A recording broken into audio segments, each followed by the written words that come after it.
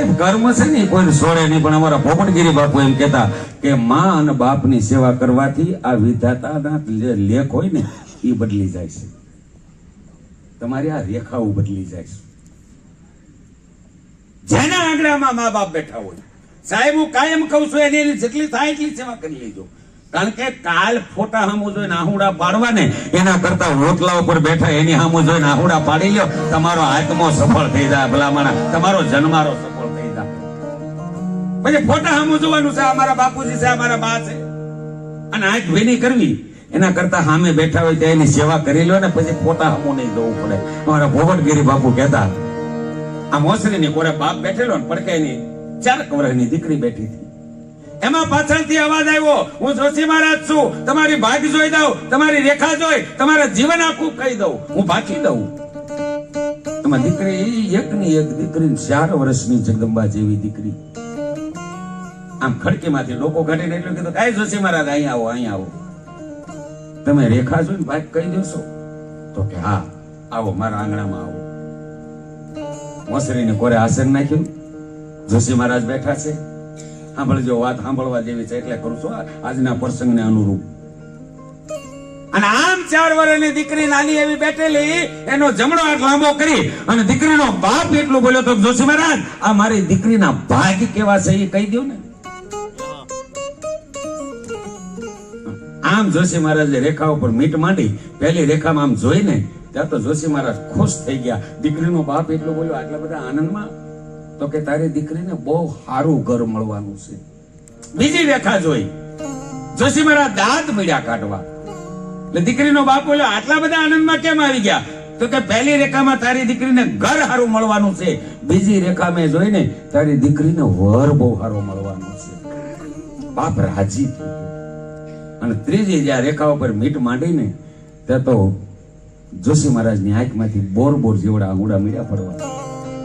દીકરીનો બાપ એટલું બોલ્યો કે તમે આ કેમ દાદા રોવા મીડ્યા? કે પહેલી રેખામાં ઘર હારું મળશે, બીજી રેખા જોઈ વર હારો મળશે, આ ત્રીજી રેખા જોઈને તો તારી દીકરી વાંજણી રહે, એના ભાગમાં સંતાન નથી, એટલે મારી આંખમાંથી આંગુડા પડી ગયા. અને બાપની આંખ ભીની થઈ ગઈ. પણ 4 વર્ષની જગદંબા જેવી દીકરી, હું દીકરીની એટલા માટે વાત કરું કે બાપ અને દીકરીનો જે પ્રેમ છે એ સ્વાર્થ વગરનો છે, એટલે આ પ્રસંગ મને યાદ આવ્યો.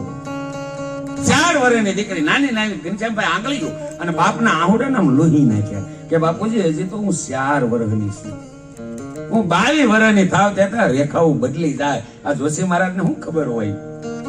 બાપના મનને વાળી લીધો, બાપને હસાવી દીધા, બાપને દાંત કઢવી દીધા. 22 વર્ષની દીકરીથી ટૂંકામાં પ્રસંગ વેલડામાં બેહારી બાપ વિદાય દેવાની તૈયારી.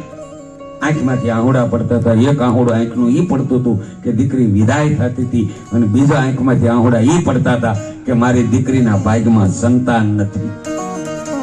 બે આંખમાંથી દાડ દાડ આંગુડા પડે. ટૂંકામાં વાત કરી દઉં, દીકરી પરણીને હારે ગઈ. એક દિવસ, બીજો દિવસ અને ત્રીજો દિવસ, અને ઘરની માલપા બધા હાવ કામે લાગી ગયેલા. એક નાની એવી નણંદબા ફળિયામાં આટા મારે, જે દીકરી પરણીને ગઈ હતી ને એને એની નણંદબાને એટલું કીધું કે નણંદબા અહીંયા આવો ને. ભાભી શું કામ છે? હજી 3 જ દિવસ થયેલા દીકરી પરણીને ગઈ. દીકરી એમ કીધું કે નણંદબા હું 3 દિવસ થયા ઘરમાં આવીશું, સામે નાની એવી દેશી નળિયાની ઓરડી છે, એમાં સવારે જમવાનું જાય છે, બપોરે જાય છે, સાંજે જાય છે, પાણી 3 ટાઈમ જાય છે, સા જાય છે. 3 દિવસમાં મને ઈ ખબર ન પડી કે દેશી નળિયાની ઓરડી છે એમાં કોણ રહે છે. નાની એવી નણંદબાઈએ જવાબ આપ્યો હતો કે ભાભી એની માલપા મારા વરદ માં રહે છે, મારા બાપુજીને જન્મ દેનારી એની જનેતા રહે છે, તમારા વરદ સાસુ એમાં રહે છે. એને અલગ શું કામ રાખવામાં આવે છે? કે એને રગતપીતનો રોગ થયો છે ને એટલે બીજાને ચેપ ન લાગે એટલે એને અલગ રાખે છે ને મારા બાપુજી આગેથી થાળી ખાવાની મૂકીને વહી આવે છે. દીકરીનો વિચાર આવ્યો, સાહેબ 18 વર્ષ પહેલાનો, એક વાંદણીના મેણા સાંભળીને મરવું, એક વાંદણીના મેણા સાંભળી અને મરવું, આના કરતા આવી દુખિયારી માની સેવા કરીને મરી જાવ ને તો મારો જન્મારો સફળ થઈ જાય. અને સાહેબ એક દિવસ ઘરમાં કોઈ માણા નહીં, ધીમે એકદમ દેશી નળિયાની ઓરડી એનો દરવાજો ખોલ્યો. 85 વર્ષની માં ખાટલામાં ઉતેલી, પણ સાંભળીને પહાડે એક થઈ ગયા. રૂવાડે રૂવાડે રગત પે પણ દેખાતો નથી. ઈ ઓરડામાં જઈને માના પગને આમ અડી અને દીકરી પગે લાગે ને ત્યાં માં ઝસકી ગઈ. 85 વર્ષની ઉંમર. અરે બેટા કોણ છો? બહાર નીકળી જા, મને રગતપિત્ત નો રોગ થયો છે, તને ચેપ લાગશે. બેટા બહાર વઈ જા, મારો દીકરો આવશે, મને મારશે, મને ગાળ્યું દે. દીકરી બહાર વઈ જા. અને ધીમે એકદમ જે દીકરી પરણીને ગઈ હતી ને એને માના મોઢા આડો હાથ દઈ દીધો કે માં, ઘરમાં કોઈ નથી એટલે તો હું તારી પાસે આવી છું. તો કોણ છો બેટા? કે માં હું તમારા દીકરાના દીકરાની વહુ છું. માં ઘરમાં કોઈ નથી. ઘનશ્યામભાઈ મને કહેવા દો, માં જેમ દીકરાને તેડે ને એમાં દીકરીએ વૃદ્ધ માં રગત પિતિયારી દુખિયારી માને આમ તેડી બહાર લાવી અને ગરમ પાણીથી નવરાવી, બાજોટ ઉપર બેહારી, કપડા બદલાવ્યા અને આમ હાથની માલપા તેલ લઈ અને આ દીકરી દુખિયારી માના માથામાં તેલ ગળતી હતી ને, માની આંખમાં આહુડા આવી ગયા. ઘણા સમય પછી કોઈ માથામાં તેલ નાખી મને માથાને દબાવ્યું છે.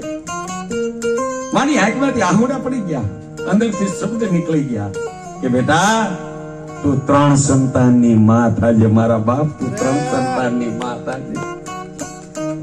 સાહેબ, 1 વર્ષે કૃષ્ણ કનૈયા જેવા દીકરાનો જન્મ થયો. 6 મહિનાનો દીકરો. દીકરી પોતાના બાળકને લઈ અને પિયર મળવા માટે આવીને ભગવાનને કરવું અને જોશી મહારાજ પાછા ઈનાઈ ગામમાં નીકળ્યા. અને દીકરીનો બાપ જોશી મહારાજને બોલાવીને કે અહીં આવો દાદા. 19 વર્ષ પહેલા તમે આ દીકરીના ભાગ જોયા હતા, ખબર? તો કે હા, મને બરાબર યાદ છે. તમે કીધું તું દીકરી વાંધણી રહે? એ કે હા, મને યાદ છે બરાબર.